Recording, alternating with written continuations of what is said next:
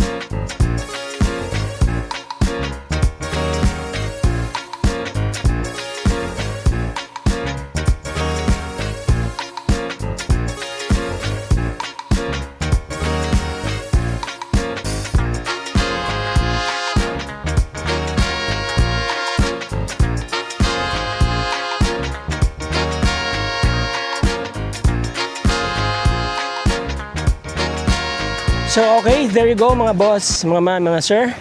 Again, ang property ay 500 square meters. Maganda ang location. Very ideal for your retirement or residential. Pwede nyo rin gawin yung parang boarding house. Okay? Or maraming pwedeng gawin dito sa property. Maganda po kasi location. Dito, going to the beach yan. Public beach. Kung gusto nyong bumili ng mga isda, sariwa, may mga dumadaong dyan na fishermen, pwede nyo rin po kayong mamulot ng mga shells dyan. Kung nagfi-fishing kayo, very ideal yung spot na yan. Maraming mangroves. Alright, and then itong road naman na to is going to the National Highway. Malapit po sa malls, sa hospitals, airport. So within 6 to 8 kilometer radius, nandyan na po kayo sa mga essential infrastructures na yan. Central Business District ng Puerto Princesa. And maganda ang presyo ng property. Nasa zonal valuation lang po siya. Yung mga interesado po dyan sa property, mga boss, mga sir, nandyan ang aking contact details sa screen. Nandyan po sa description ng video yung ibang contact details ko. Schedule kayo ng viewing nyo, sasamahan kayo dito ni Sir Eric kapag wala ako dito sa Puerto Princesa City, mga boss, mga sir. Again, maraming salamat sa inyong time. Maraming salamat sa inyong panonood. Let's be grateful every day. Till the next video, mga boss, mga sir. Ciao!